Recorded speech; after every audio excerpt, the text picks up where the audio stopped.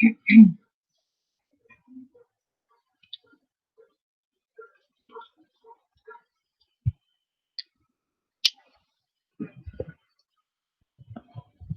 so we will start. Mm.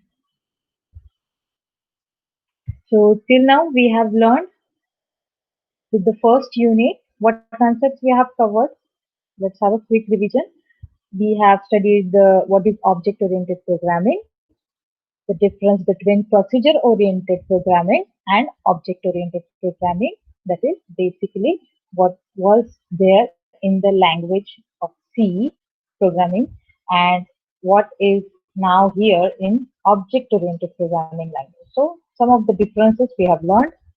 Then we studied the object-oriented programming concepts, those 8 concepts in detail, their real-world applications, plus how they are implemented in technical terms, in programming. That we have also learned.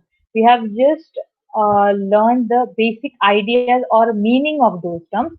You have not actually implemented them in your program. ठीक है, हमने सिर्फ उनका एक meaning पढ़ा है first unit में. Class, object, data abstraction, encapsulation, inheritance, polymorphism, dynamic binding, message passing. Okay, those 8 concepts. उसके बाद हमने पढ़े C++ के simple program because the best way to learn any programming language is start with a program. Try to write a simple program in that language. तो हमने उसमें different programs लिखे थे. Hello World printing का program, then addition and average का एक program, and then we seen the basic C++ program of using class and objects. Okay, how the objects are created, how do they access the functions, how the attributes are written, and everything. And after that, we learn the C++ programming constructs. And in that we have learned tokens क्या होते हैं, data types कौन से use होते हैं C++ language में, different data types, how they differ than the C in C++, that we have learned. And then we studied the control statements using C++. Okay, now in the second unit, from here your second unit starts. Okay, I hope you are having your syllabus with you. Syllabus copy is already shared in PDF format. So in the second unit, we are going to learn about functions in C++, classes in C++. Okay, these are going to be the content. Let's first look at the functions in C++. Introduction to function, the main function, function prototyping, inline functions, default arguments, what is recursion, function overloading. Now, in this function, we have to learn friend function and virtual function also. But the case is, you will understand the concept of friend function and virtual function only after learning the concept of class. So that's why we have kept it aside. And once we complete the concept of class, then we will learn the friend function and virtual function. Okay. Okay, so introduction to the function. So as you know, what is the definition of function? It is a group of instructions which are together perform a particular task, a particular function. That's why they are known as functions. Okay. अगर functions आपके program में नहीं होते तो क्या होता? आपके program की size increase होती. Someone please mute your mic. So आपके प्रोग्राम की साइज हमने, अगर आप फंक्शंस नहीं यूज करते तो आपको वही चीज दोबारा लिखनी पड़ती प्रोग्राम में, राइट? अगर आप फंक्शन यूज करते हैं तो क्या होता है, you whenever you want to perform the same task, just call that function and execute it, make it run. So this is how we are reducing the program size and hence making the program execution faster. ठीक है, ये इसका advantage हुआ, इसीलिए हम functions लिखते हैं. अगर फंक्शन नहीं होता तो अगर मैंने आपको बोला होता कि 1 से 100 करके नंबर प्रिंट करके दिखाओ, या फिर अगर मैंने बोला होता कि ऑड नंबर प्रिंट करके दिखाओ, तो आपको क्या करना पड़ता? C++ में cout 1, cout 3, सी आउट 5, ये चीज आपको लिखनी पड़ती है, लेकिन फंक्शन स्मार्टली वर्क करता है। फंक्शन में हम कुछ ऐसा लॉजिक लगाते हैं कि हर बार वो हमको डिफरेंट डिफरेंट आउटपुट देगा, right? It may be applying some conditions, some testing, and then up looping, and then inside that function the code will execute and you will get whatever you need for the large range of numbers, right? So this is how functions main job of function, और जो C में थे functions वही C++ में भी है. Let's look at the syntax. Here how the function is written. This is the return type void, and this is the name of the function show. This is just for example. This is known as function declaration, जहां हम सिर्फ compiler को ये करते हैं indicate कि इस नाम का एक फंक्शन हमारे प्रोग्राम में यूज होने वाला है आगे. सो ये सिर्फ क्या हुआ, डिक्लेयर करना हुआ, डिक्लेरेशन पार्ट. उसके बाद int main function. See how I have written inside the main. अगर मुझे इस फंक्शन को कॉल करना है तो हम कैसे कॉल करते हैं, जस्ट विद द नेम. जब भी हम फंक्शन को कॉल करते हैं तो रिटर्न टाइप लिखते हैं क्या, नहीं, वहां सिर्फ फंक्शन का नेम आता है, that is show opening and closing round bracket. ये हुआ फंक्शन कॉल. फंक्शन को डिफाइन कैसे करते हैं, see this is the definition of function. हम void show लिखते हैं, इसके सामने सेमीकोलन नहीं आता, इसके सामने आता है opening curly bracket, and then we write the coding part that is function body and then close the bracket. इसे बोलते हैं फंक्शन डेफिनेशन. ठीक है, तो जब भी आप फंक्शन डिफाइन करते हैं तो आपको कैसे लिखना है, return type, name of the function, और उसके अंदर function body opening and curly brackets के अंदर. और ये हुआ फंक्शन डिक्लेरेशन. तो यहाँ सेमीकोलन आ सकता है क्योंकि यहाँ आप सिर्फ नाम बता रहे हो कि ये फंक्शन है जिसे हम यूज करेंगे हमारे program. So you must know this four things, that this is the function definition, this is function body, this is how the function is declared, and this is how you call the function. Okay, I hope you are familiar with this basic syntax. Let's move towards the main function in C++. This main function is already explained in the second lecture where we learned the C++ program structure. उसमें मैंने हर एक चीज बताई थी, एक programme लिखा था simple, और उसमें एक एक एलिमेंट डिस्कस किया था. हेडर लाइन, नेम स्पेस क्या है, मेन फंक्शन क्या है, तो उसमें ये चीज एक्सप्लेन हो चुकी थी. But since now we are learning separately the chapter functions, I will explain it again. In C++, main function returns a value of type int to the operating system, and hence every main function in the C++ program will take the return type as int. Even if you don't mention this int, even if you don't mention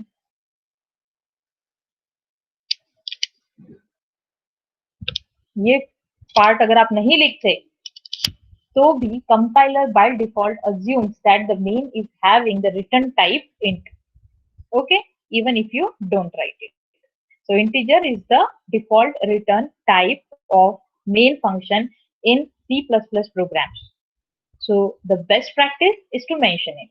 Just write int in front of the main function as a return type.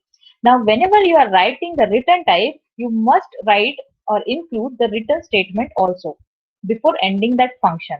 So you have to write this statement return 0 before closing the main function. What is the meaning of this thing? Return 0 signifies operating system that there were no errors and program executed successfully. अगर 0 के अलावा दूसरी कोई भी value आती है, इसका मतलब प्रोग्राम में एरर्स थे and program didn't run successfully. ठीक है, so that's why you must write a return 0 statement. इससे ऑपरेटिंग सिस्टम को ये समझ में आता है कि इस प्रोग्राम में कोई एरर्स नहीं थे. That's why we have to write this statement. तो या तो 0 वैल्यू जाएंगी या तो अदर देन 0 जाएंगी. तो 0 गई मतलब रन हुआ सक्सेसफुली, 0 के अलावा कोई वैल्यू गई मतलब प्रोग्राम में एरर्स है. This is another syntax of the main used in C++ language. Int main, inside bracket, two arguments are passed. First is of integer type argc. Arg argument, c stands for count, argument count, comma, second argument char star argv array. This is the array of character pointers.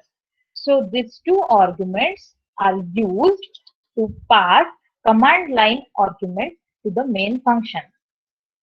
Students, we are not going to use this format in your programs, but you must know this.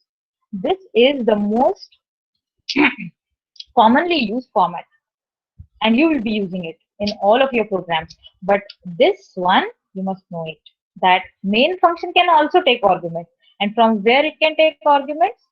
From the command line. Okay, from the command line, this first argument will contain the number of arguments passed, and this will store that arguments to be passed. जो भी character type की argument पास होंगी वो यहाँ इस अरे में store होंगी. ये कैरेक्टर पॉइंटर्स का अरे है, तो जो भी यहाँ पे आर्गुमेंट्स पास होंगी, ये नंबर ऑफ आर्गुमेंट्स हुआ. ठीक है, अगर 4 आर्गुमेंट्स है तो ये हुआ 4, और यहाँ पे अरे है कैरेक्टर पॉइंटर्स का, तो वो हम जो भी एक एक आर्गुमेंट पास करेंगे, नंबर 1, नंबर 2, नंबर 3, और whatever the arguments are, okay, first argument second, वो यहाँ पे कैरेट टाइप के अरे में स्टोर होंगे. Okay, so one by one those pointers will be storing the char data type values. So this is a array of character pointers which will be storing those arguments. Okay, और ये रहेगा number of arguments. So this is another format used in the C++ as a prototype of main function. Okay, next, function prototyping. Basically, what is function prototyping? It is just the syntax of function. ठीक है, अब आप लोगों को पता है कि हम फंक्शन के जब सिंटैक्स लिखते हैं तो उसमें क्या क्या चीजें इंक्लूड करते हैं. We write the return type, we write the function name, we write the argument list. So what is prototyping is a template is given to the compiler. Okay, and this template will be matched by the compiler while at the time of compilation. और इससे क्या होता है, जब भी हम एक format provide करते हैं तो उसी के हिसाब से वो चेक लिस्ट करता है. So compiler checks everything. It checks the return type, जो भी आप फंक्शन कॉल करते हो, ठीक है, उस फंक्शन कॉल के ड्यूरिंग कंपाइलर एक एक चीज चेक करेगा. रिटर्न टाइप मैच हो रहा है क्या, जिस फंक्शन को आपने कॉल करने का सिंटैक्स लिखा है उसके साथ इसका रिटर्न टाइप मैच हो रहा है. Okay, number of argument matched, type of argument match, then the function call is placed. This is how compiler checks the template, okay, with the prototype defined. So function prototyping मतलब compiler को एक template provide करना कि हमारा function ऐसा ऐसा है, इसमें ये रिटर्न टाइप है, मतलब ये इस टाइप की वैल्यू एंड में रिटर्न करेगा, ये उसका नाम है फंक्शन का, और ये इतनी आर्गुमेंट लेगा इस टाइप की. ये चीजें बताना कंपाइलर को, that is the prototyping. Prototyping ये चीज सबसे पहले C++ में आई और बाद में इसकी एफिशिएंसी देखते हुए उसको C में इंक्लूड किया गया. So at the very first it was implemented in C++. Okay, so it is just like an interface which tells the compiler giving the details about that function. And what are the details of your function? The type of return value that function is going to return at the end. Okay, this is the return type. Then type of arguments and number of arguments. मतलब अगर 3 argument ले रहा है, तीनों integer type की है, तो ये चीज आपको कंपाइलर को बतानी पड़ेगी. और उसका रिटर्न टाइप क्या रहेगा ये भी आपको कंपाइलर को बताना पड़ेगा. तभी आपका कंपाइलर क्या कर सकता है, फंक्शन कॉल प्लेस कर सकता है मैचिंग करके. जैसे एग्जांपल देखो, आपको एग्जांपल से समझ में आ जाएगा. Float volume in bracket, how many arguments are here, कितनी आर्ग्यूमेंट्स है, speak someone. How many arguments are passed to this function volume? 3. 3. Okay, what are those? Int x, comma, float y, comma, float z. See here, first argument is of type int, second is of type float, and third is of type float again. This is how I have declared the function. इसे बोलते हैं function का prototype. ठीक है, क्योंकि इसमें function का नाम, उसका रिटर्न टाइप, और वो कितनी आर्ग्यूमेंट्स लेगा और कौन से टाइप की लेगा, ये सब चीजें हम यहाँ पे लिखते हैं. ओके, डिटेलिंग करते हैं. So this is just like a template for compiler which will get compared at the time of compilation, and then it will place the function call. Then what is this? Float volume. Same function I have written. लेकिन इस बार आप देख सकते हो मैंने x y z नहीं लिखा. क्यों? क्योंकि जब आप फंक्शन डिक्लेयर करते हैं ना, तब this variables are like dummy variables. So you did not have to write the name of those dummy variables. You can skip that part. ठीक है. लेकिन ये कब? जब आप डिक्लेयर कर रहे हो. अगर आप डिफाइन कर रहे हो, then you have to write x, y, z names to the variables because they are going to hold the actual parameters. लेकिन अगर आपको बुक में, टेक्स्ट बुक में या रेफरेंस बुक में कहीं ऐसा फॉर्मेट दिख जाता है, तो आप इसे गलत नहीं बोलेंगे. This is not error near statement, because at the declaration type of function this thing is acceptable. यहाँ क्या है? फंक्शन का नाम है, फंक्शन का रिटर्न टाइप है, फंक्शन कितनी आर्ग्यूमेंट्स लेगा और फंक्शन किस टाइप के आर्ग्यूमेंट लेगा, सब तो मिल गया कंपाइलर को, right? So this is also acceptable format, but when only at the time of declaration and not the definition. Definition अगर आपको लिखनी है तो ऐसे ही लिखने पड़ेंगे. ये जो दिख रहा है ना फॉर्मेट, ये आप ध्यान में रखो. लेकिन अगर कहीं ये दिख जाता है तो ये डिक्लेयर करते हुए ऐसे फंक्शन, तो ये गलत नहीं है. ठीक है, ये भी सही है और ये भी सही है. सिर्फ फर्क इतना है कि ये सिर्फ डिक्लेरेशन के टाइम पे चलता है और ये डेफिनेशन के टाइम. ठीक है. Now some other function call. अगर हम ऐसा प्रोटोटाइप लिखते हैं तो इस फंक्शन को हम कॉल कैसे करते हैं? By just using the name of this function. See, मैं अगर इसे कॉल करना चाहती हूँ तो simply I am going to write volume and I am going to pass the various arguments. कितनी आर्ग्यूमेंट्स ले रहा है? 3. So B1, W1, H1. मैंने 3 आर्ग्यूमेंट्स पास की and let us assume guys that B1 is of type int, W1 float and H1 is float value. ठीक है.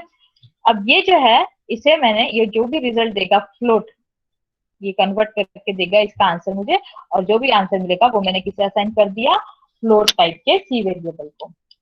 सो this is going to assign, calculate this answer and assign it to C variable. तो ये हुआ with parameter function call. Okay, now let us look at without parameter function call. means जहां पे empty arguments होती है. So simply I am going to write the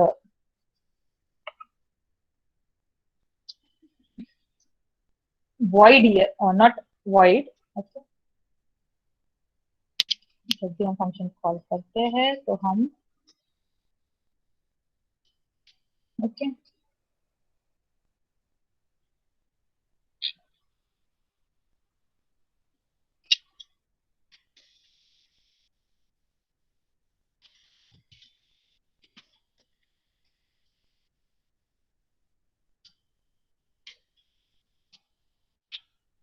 तो हम उसका रिटर्न टाइप नहीं लिखते.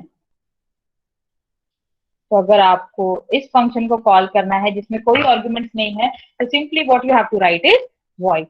okay, so display void. this is the another type of function call without parameters. this is with parameters. you can keep this bracket as empty also. Then third one is when the user or the programmer doesn't know that how many arguments are going to be entered by the user, then we can define such functions like this. ठीक है, इसको open parameter list वाले functions बोलते हैं, जिसमें हमें नहीं पता होता है कि कितनी आर्ग्यूमेंट्स एग्जैक्टली रहेगी. So in that case what you have to write? Return type of the function, name of the function, and inside bracket you have to give dot dot dot.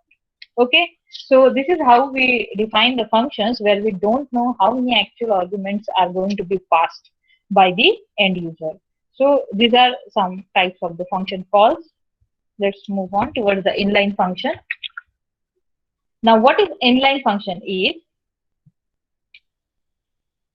it is the function that is expanded inline when it is called or when it is invoked.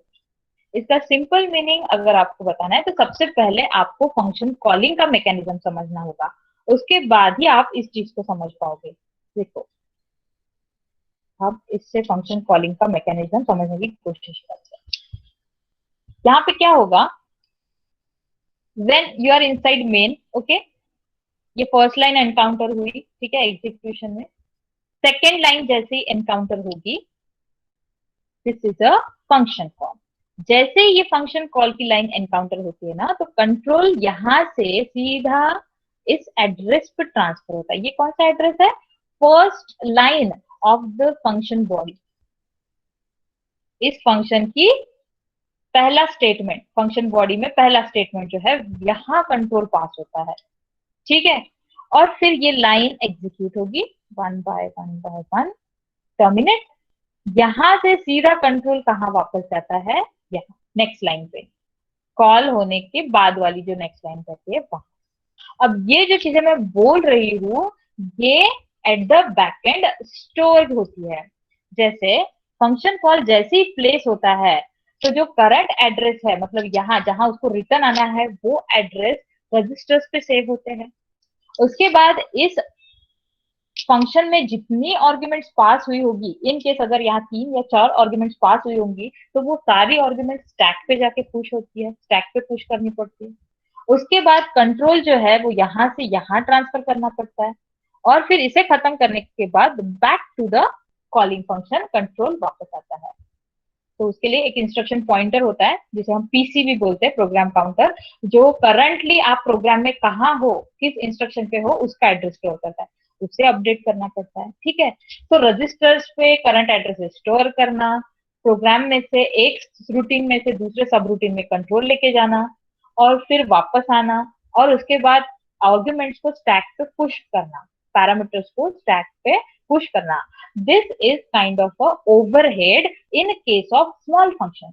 अगर आपका function 1 या 2 line का है तो ऐसे case में ये जो हम फंक्शन ट्रांसफरिंग का बोल रहे हैं mechanism, this is kind of overhead in those situations. So what we do is, जो स्मॉलर फंक्शंस होते हैं हम उनके लिए ये ओवरहेड अफोर्ड नहीं कर सकते, and that's why what we do, we make them inline functions. Inline functions का मीनिंग ये होता है कि जैसे ये फंक्शन कॉल होगा, whenever this line is encountered, तो ये फंक्शन का कंट्रोल यहाँ जाके रजिस्टर पे वैल्यू, ये सब चीजें नहीं होती। ये फंक्शन अपनी बॉडी यहाँ एक्सपांड करता है, it is like a drop down, it drops the code of that function there only, okay, while executing that program, okay, in the memory it drops its code and then execute that code, और फिर आप यहाँ next line पे आ जाओगे। This is the mechanism of inline function. See, you will understand this with the help of example. So what happens exactly? This is the story of compilation time. Okay, what we are talking, this all these things happens at the time of compilation. तो compiler क्या करता है, function call को corresponding function body के साथ replace कर देता है। इसीलिए इनको इन लाइन बोलते हैं, क्योंकि ये वही प्रोग्राम में इन दो प्रोग्राम लाइंस खुद एक्सपांड होते हैं, अपना कोड वहां पे ड्रॉप करते हैं और फिर वो रन होता है। If you have learned macros, then some of you must be able to relate this concept with macro, क्योंकि मैक्रो वही होता है। मैक्रो में क्या रहता है, कोड लिखते हैं और जो भी मैक्रो का कोड होता है ना, वो एज इट इज रिप्लेस हो जाता है जहां आप मैक्रो को कॉल करते हैं या यूज करते हैं। So the same things happen with the inline function. So this is how we write the inline function. पहले उसका सिंटैक्स देख लेते हैं। ये है आपका रेगुलर सिंटैक्स, राइट। ये चीज तो फैमिलियर है ना आपको, ये है फैमिलियर चीज, ठीक है। Return type, name of the function, argument pass. इसके सामने सिर्फ आपको क्या करना है, इनलाइन कीवर्ड प्रीसीड करना है, ठीक है। बस यहाँ सामने इनलाइन लिख दो, हो गया इनलाइन फंक्शन। अब इनलाइन फंक्शन हम किसे बनाएंगे, जो स्मॉलर फंक्शन है उनको ही जनरली हम इनलाइन फंक्शन बनाते हैं। सी, inside this I have only one statement to calculate the cube, so a into a return. That's why this is a very smaller functions, one line function. I can make it inline. अब इस function को अगर आपको call करना है, so you can call this like cube of 3.0 assigned to c. Okay, so automatically it is going to expand here the body and it will be equivalent to return 3.0 into 3.0 into 3.0। ये यहाँ body expand हो जाएगी। उसके बाद जैसे ये call आएगा, यहाँ पे क्या होगा, this expression will be first evaluated, 2.5 plus 1.5 is 4 and then return 4 into 4 into 4, ठीक है। तो ये जो स्टेटमेंट्स है ये क्या होते हैं, वही उनकी जो फंक्शन कोड है वो रिप्लेस हो जाता है और फिर वही रन होते हैं, एग्जीक्यूट होते हैं, and the answer will be assigned to the left hand side variable, with the mechanism inline function call. अगर आप void मेन मेन फंक्शन में हो और जैसे ये फंक्शन कॉल हुआ, ठीक है, तो क्या होता है, जैसे फंक्शन कॉल हो रहा है इनलाइन टाइप का है, तो ये कोड एज इट इज यहाँ इंसर्ट हो जाता है बीच में और फिर वो रन होता है।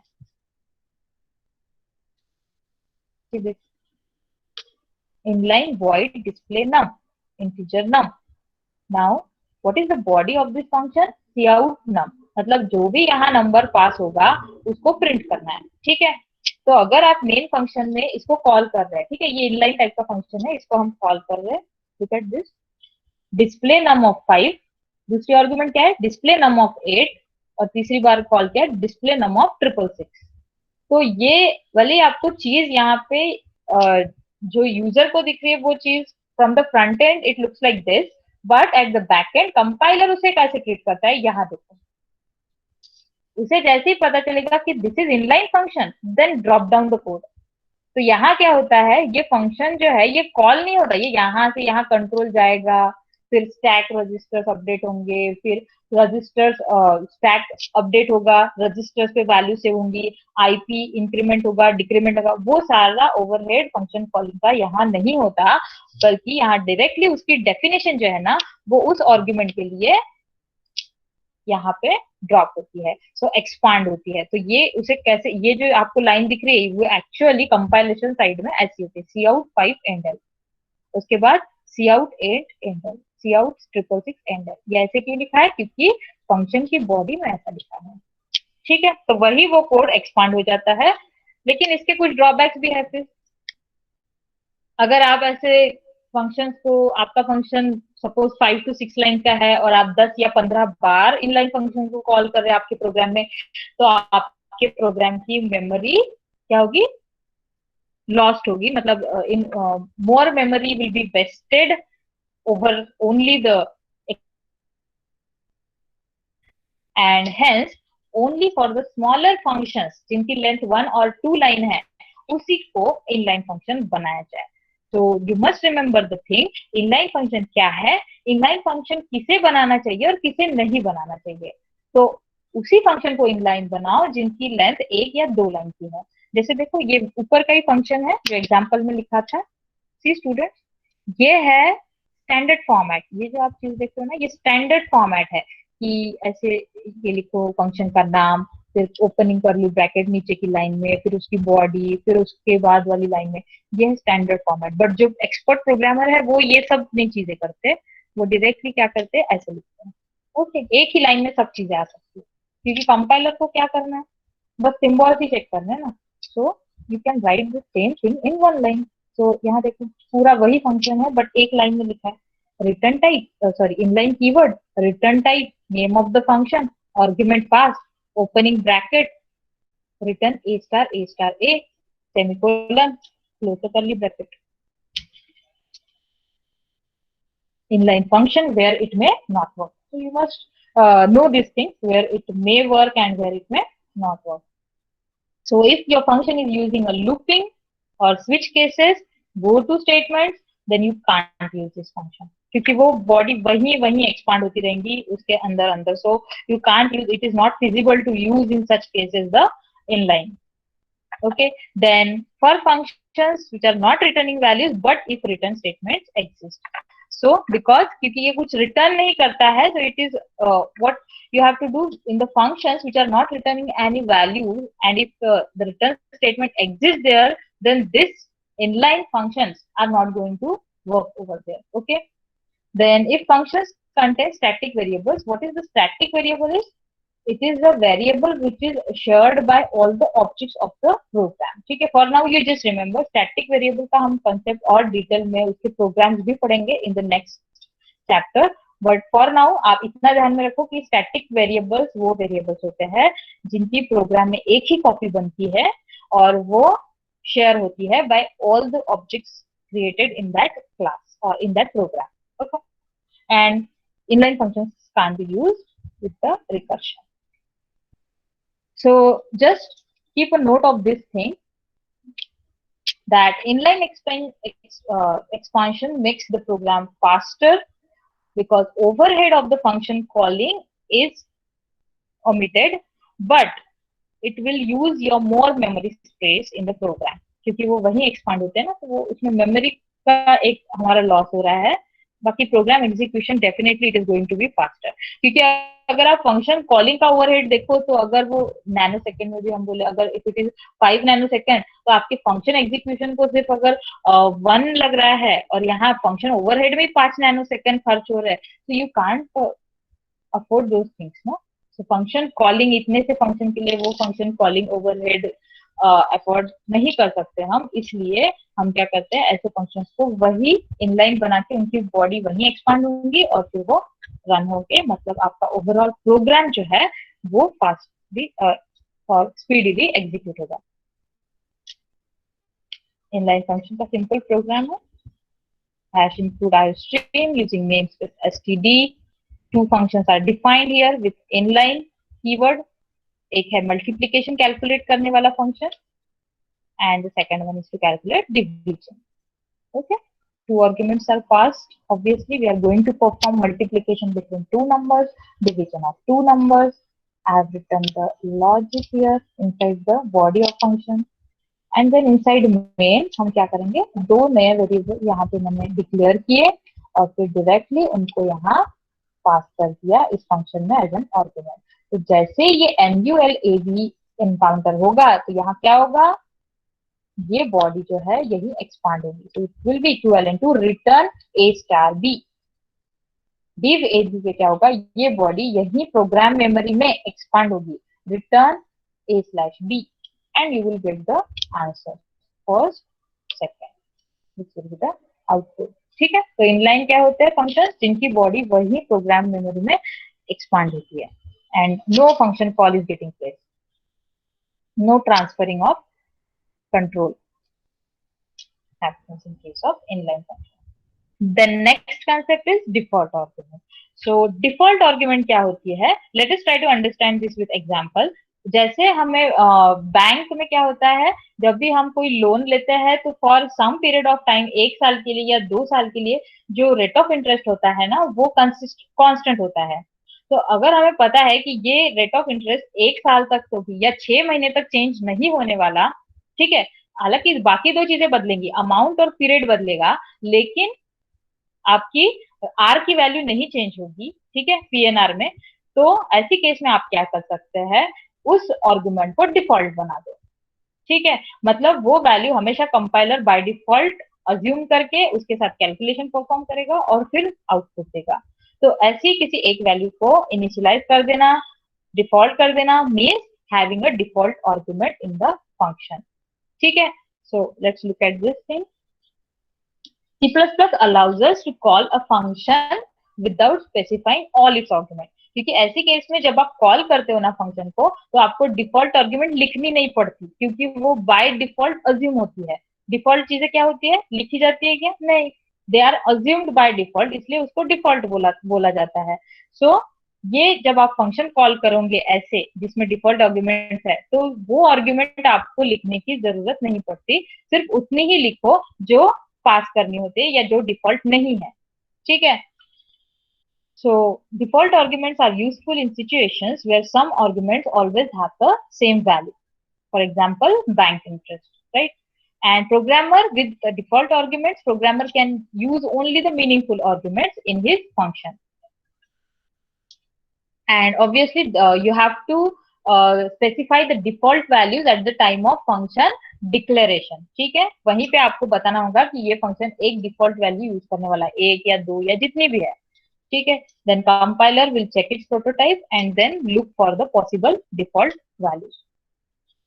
सी डिफॉल्ट वैल्यू सिंटैक्स, अगर मुझे इस फंक्शन में डिफॉल्ट वैल्यू लिखनी है, so it is very similar to your variable initialization. हम वेरिएबल ऐसे ही करते हैं ना, initialize float rate is equal to 0.15, float type का वेरिएबल, और उसकी वैल्यू वहां इक्वल्स टू करके आपको लिखनी है।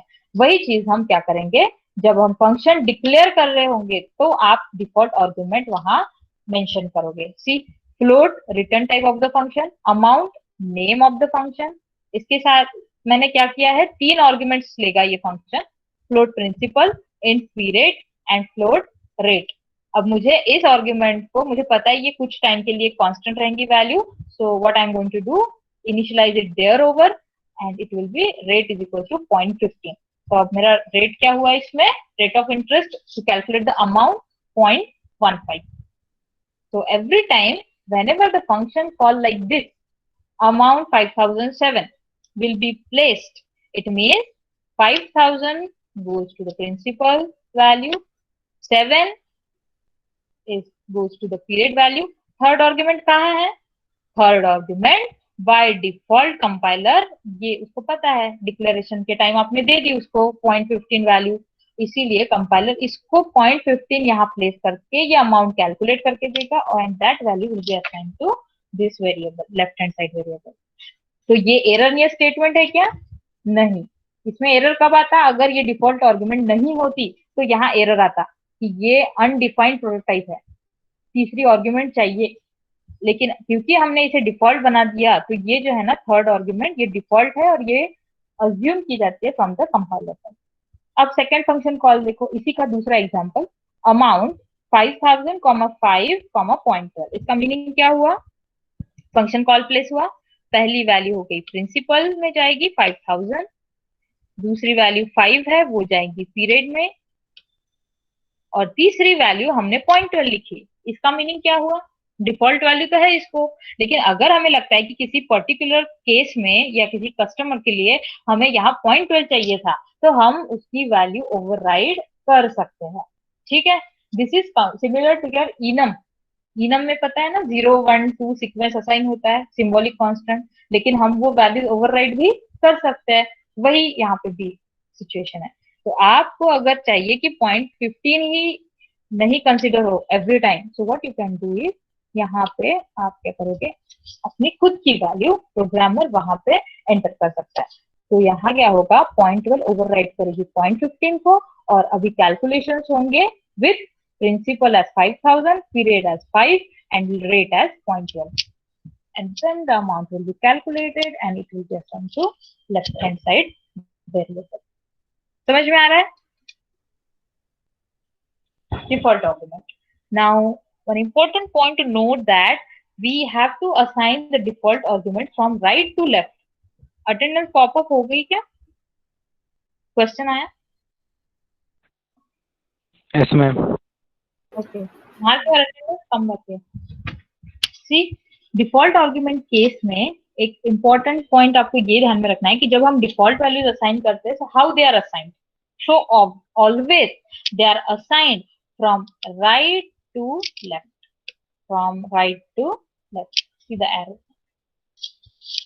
मतलब आप वैल्यूज कैसे असाइन कर सकते हो, देखो लास्ट वेरिएबल को वैल्यू दी, फिर इसको भी देनी पड़ेगी, फिर इसको नहीं दी तो चलेगी। So right to left assignment is okay, left to right is not okay. See, int I, int j is equals to 5, int k is equals to 10, okay, legal format। int I is equals to 0, int j, int k is equals to 10, मतलब ये बीच वाला skip कर दिया, इसको दी last and right most को value दी और लेफ्ट मोस्ट को, ये नहीं चलेगा। You have to go in this way, right to left, फिर आप कहीं भी बीच में रुक सकते हैं to assign the variables. So this is illegal, ये इलीगल फॉर्मेट है। उसके बाद int mul is equals to int I is equals to 5, int j, ये नहीं चलेगा क्योंकि आपको कैसे जाना है, राइट टू लेफ्ट, यहाँ लेफ्ट टू राइट असाइन दिख रहा है आपको। उसके बाद इसलिए ये illegal format. Last one, int mul, int I is equals to 2, int j is equals to 5, int k is equals to 10, this is a legal, क्योंकि हम राइट टू लेफ्ट गए और हमने सभी को वैल्यूज असाइन कर दी। यहाँ भी हम राइट टू लेफ्ट गए, हमने दोनों को वैल्यू असाइन की, इसको नहीं की, चलेगा, but the way we are assigning the values is from this end to this end, right end to left end. This should be the proper way when you are assigning the default arguments. Okay, so advantages of providing the default arguments, that we can use the default arguments to add new parameters to the existing function, और जब हम function call करते हैं तो हमें इसमें वो argument लिखनी भी नहीं पड़ती, so that overhead can also be minimized। अगर आपको लग रहा है कि आपके फंक्शन में चार चार वैल्यूज कॉमन रहने वाली है, तो आप उस केस में आपका जो कॉलिंग का सिंटैक्स है वो कम हो जाएगा, दो ही वैल्यूज लिखनी पड़ेगी, बाकी सब बाय डिफॉल्ट अज्यूम होगी. So this can be the advantages thing about the default arguments. So we will continue with the next topic recursion in the next lecture, क्योंकि section A में भी यही तक हुआ है. Okay. So anyone please do mark your attendance and you may leave the note. और students मैंने एक स्ट्रीम पे ये भी शेयर की है, वो देख लेना लिंक.